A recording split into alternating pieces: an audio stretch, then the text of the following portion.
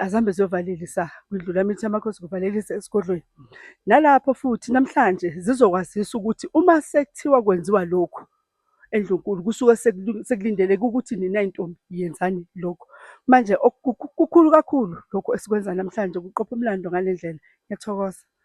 Siyathokoza nina besilo, umlando uzoqopheka namhlanje. Thina njengeMthombeni Media siyabonga kakhulu ukuba noma bekwazi ukusincelisa futhi baphinde basiphe ulwazi abaliphethe. Siyabonga kakhulu. Kusho ukuthi sigcwele nje inhlokomo enkulu njengembumba yamasiko esintu. Uma kuzokwenzeka futhi ngizothi nje ukuthi nje kancane abantu babone emakhaya ukuthi masikhuluma ngembumba yamasiko esintu sikhuluma ngani. Leli iqoqo elakhiwa imbube isikhotheme uMdlokombane. So-ke namhlanje iy'ngane zanamhlanje ezinye ziyafika kulo mkhakha sezifika sekulate. Iy'ngane ziyafika zizoshova, iy'ngane ziyafika zizofaka omaskandi, abazi ukuthi yini okufanele bekwenze.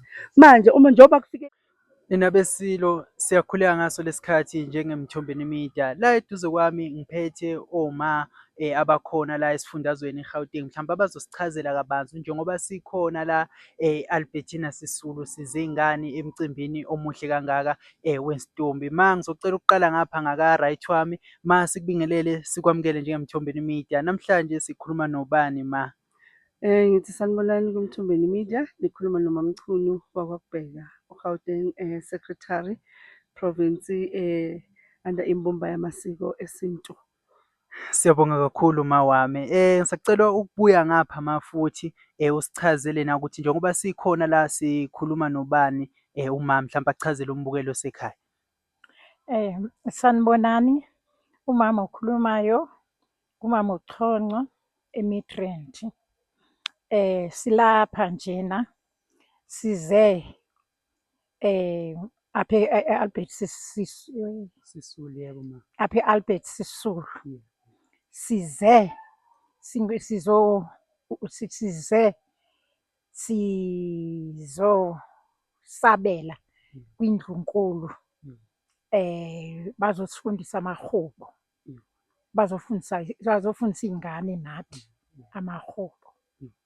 Siyabonga kakhulu boma wami. Ma mhlampe siqhubeka phambili nohlelo, mhlampe kusho ukuthini kunini ukuthi nikwazi ukuthi nihlele umcimbi omkhulu kangaka, nithi manimemeza indlunkulu isabele ngokunjalo ifike izoba yingxenye yokuthi izolekelela iy'ngane emahubeni? Kakhulu engingakusho ukuthi sigcwele nje inhlokomo enkulu njengembumba yamasiko esintu. Uma kuzokwenzeka futhi ngizothi nje ukuthi nje kancane abantu babone emakhaya ukuthi masikhuluma ngembumba yamasiko esintu sikhuluma ngani. Leli iqoqo elakhiwa imbube isikhotheme uMdlokombane ekamereni lakhe la ekhona ngathi engalala ngokuthula. Wathumela ngomhla ka-2019 kwafomwa i-umbrella okuyiyona yona ezoba iqoqa bonke onomehlo ngenhloso yokuthi igoli alibumbane lihlangane likwazi ukuthi zisebenzisane ngezinto zaseNdlunkulu. Manje-ke namhlanje njengoba kunjena nje sithokoza kakhulu ukuthi indlunkulu yethu sithe masibhala sicela ukuthi nakhu-ke sekuqalile iy'nhlelo zokulungiselela ukuya emhlangeni. Iy'ntombi eGoli uma kubheka nje nako-social media nani, iy'ntombi futhi ngathi nje akuyilona iGoli kuphela. Ey'ntombini kakhulu ngathi sekulahleke inkambiso nosiko nenqubomgomo yey'ntombi. Iy'ntombi azihlanganyele-ke zibuye zizofundiswa ukuthi uma sikhuluma ngentombi, intombi inkambiso yayo ihamba kanjani. Uma kukhulunywa ngentombi, intombi phela akuhluke ukuthi le igidangoma lena intombi. Amagidangoma engikuthandayo ukuthi okwawo ayakwenza. Iy'ntombi ziyalahleka uma sekufika emahubeni. Ngani? Ngoba abazi ukuthi kufanele bathini. Uma kuzofika ukuthi iy'ntombi seziyahamba ziya emkhosini womhlanga, nakhona ukuthi zikhuleka kanjani kwindlu lamithi yamakhosi noma ebukhosini bonke bonkana baseNdlunkulu, iy'ntombi sekufanele zazi ukuthi zithini. Sesikwenze-ke lokhu iminyaka neminyaka, kodwa namhlanje kuyinhlokomo enkulu ukubona ukuthi siyakwazi ukuhlela umsebenzi ongaka, sikhuleke naseNdlunkulu yethu, sikhulekile nakwindlu lamithi yethu yamakhosi, ehhovisini layo lase yasikhululela, sikhululela abantwana baseNdlunkulu. Besithembisiwe-ke nokuthi uNdlunkulu wethu kaMdolomba uzoba khona. Ngiyethemba ukuthi uzoba khona ngoba kuningi vele ekwenziwayo. Kepha nje engikuthandayo ukuthi indlunkulu yethu ikhona. Kukhulu kakhulu lokho, kubalulekile, ngiyabonga. Siyathokoza mawami, ngisacela ukuza ngakuwena. Mhlampe umbuzo engawuveza mawami ukuthi masuke sihamba mhlampe emakhempeni asuke ehlukahlukene, kunezinto ezinokuvezwa onomehlo ukuthi izintombi eziningi amahubo ziyawahlula, kanti amahubo afana nomthandazo ezintombini. Kodwa into ezisuke mhlampe zijahile iy'ntombi zithanda ukucula le ngoma lezi zabo kanye nokushova. Mhlampe mama kusho ukuthini futhi nakwelakho uhlangothi ukubona ukuthi la nizoyibeka nje indaba iqonde ukuthi cha, sizolekelela iy'ngane emahubeni ukuthi mase sesifika laphana emkhosini womhlanga zenze ngendlela e-right ma? Ewe, kunjalo ngoba isikakhulu into esiye sithande ukuyenza ukuthi sifuna ziqoqeke, zihloniphane, zihloniphe. Ngoba ndingathi nje mna mandithi ukuyithi ichulu le nto ndiyinabisa, ndingaza nje apha ekuqaleni kwayo ukuthi sibone izinto zisonakala. Sabona abantwana bemitha before time. Uthole umntana una-12 years umithi. Ngoku sathi apha ekuxoxaneni nala ekwenzeni izinto sabona uba make sizame ukuthi sibaqoqe abantwana singoomama beRhawutini. Sike sibafundise, silande undalashe amasiko wethu akudala esasiwenza ukuze izinto zilunge. Kangangoba iGoli lalikade lingenayo le nto, kodwa sithe thina sisawuqala sibona izinto zisonakala, sabona uba ngeke, ake sidibane silungise. Ekulungiseni kwethu njengoba esitsho umntwana esithi le nto lena isekwe yanikwa negama ngumdlokombane, umoya wakho uphumule ngokuthula. Ngempela uye wathi wasinika igama wathi yimbumba yamasiko. Yiyo ke le nto siye sabona thina uba masibambelele singanyakazi ngoba yinto ehlangene, inokuthula. Noomama bakhona sibambisene, siyancedisana ngabantwana. Masithetha ngamakhempu, amakhempu siye sabona like ngoku sibona uba masenze ikhempu silungiselele ukuthi abantwana ukwazi sibaqoqe, bathi noba baya lapha bazi uba yindawo yamasiko.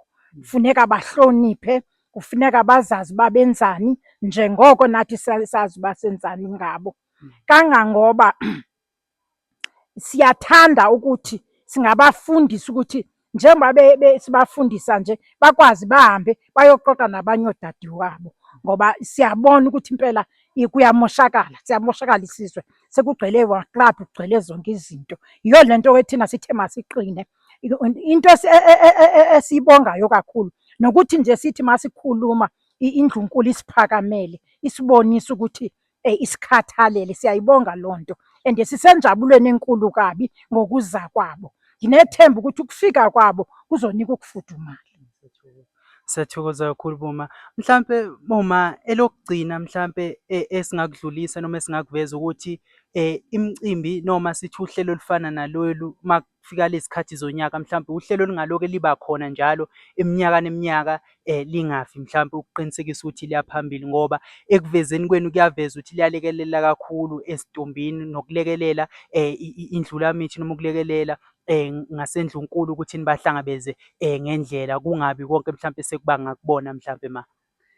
Iqiniso lelo kakhulu. Sithe asizukuhlehla, asizukubuyela emuva njengoba sekuqaliwe kanje. Akusiwo unyaka wokuqala lo, cishe okwesithathu. Kodwa emlandweni wokuthi eSoweto kule ndawo eWalter e-Albertina Sisulu endaweni, futhi uma uthi uyawulandela nomlando wale ndawo esikuyo uyakubona ukuthi konke kuhlelwa uNkulunkulu, kuhlelwe nanokuthi ukuxhumana kobuholi kukhona. Ngaphansi kwale wodi le kuyaqala namhlanje, endaweni yaseSoweto kuyaqala namhlanje ukuthi sizonyathelelwa eyethu indlunkulu, sizobuyisa ini amasiko. Sithi ey'nganeni ayibuye emasisweni, iy'ngane azenze kona okufanelekile, iy'ngane kancane kancane. Ngani? Ngoba engikunothisile kakhulu since ngilo ngaqala kulo msebenzi, amatshitshi aqala before. Amatshitshi bewazi ukuthi kuhamba kanjani kusukaphi kuyaphi, ngenxa yokuthi ogogo ababaphethe ngaleso sikhathi beyongekho ama-social media abonisa usiko ngendlela okungeyona. So-ke namhlanje iy'ngane zanamhlanje ezinye ziyafika kulo mkhakha sezifika seku-late. Iy'ngane ziyafika zizoshova, iy'ngane ziyafika zizofaka omaskandi, abazi ukuthi yini okufanele bekwenze. Manje njengoba kufikeleke kanje ukuthi kwenzeke kanje, kancane kancane sizoloku siyifaka sishumayela kuyoze kufike la siya khona kwenzeke into okuyiyona okufanele yenzekile. Nathi sithi sihamba siya emkhosini womhlanga wey'ntombi nomkhosi wesivivane-ke wabo Nomehlo. Sinomphathi wakhe wawo namhlanje uMntwana Ntombi okuyena yena omama bonke nationwide baripota kuye eNdlunkulu. So naye ufikile, naye uzokwazi ukuthi onomehlo abasha, onomehlo abancane, nathi esesifike sesimkantshubovu kulo msebenzi, alokhu ebheka ukuthi konke kuhamba ngendlela. Abasha bafundiswe umsebenzi khane kuzokwazi ukuthi umsebenzi wembube uqhubeke. Ngigcine-ke sengigcina ngesonto uma iy'ntombi sezibuya emhlangeni, kuyaye kube nokuthi iy'ntombi azihambe ziyovalelisa kwindlu mithi yamakhosi, kuvalelisa esigodlweni. Nalapho futhi namhlanje zizokwazisa ukuthi uma sekuthiwa kwenziwa lokhu eNdlunkulu kusuke sekulindeleke ukuthi nina y'ntombi yenzani lokhu. Manje kukhulu kakhulu lokhu esikwenza namhlanje kuqopha umlando ngale ndlela. Ngiyathokoza. Siyathokoza nina beSilo, umlando uzoqopheka namhlanje. Thina njengeMthombeni Media siyabonga kakhulu ukuba noma bekwazi ukusincelisa futhi baphinde basiphe ulwazi abaliphethe. Siyabonga kakhulu.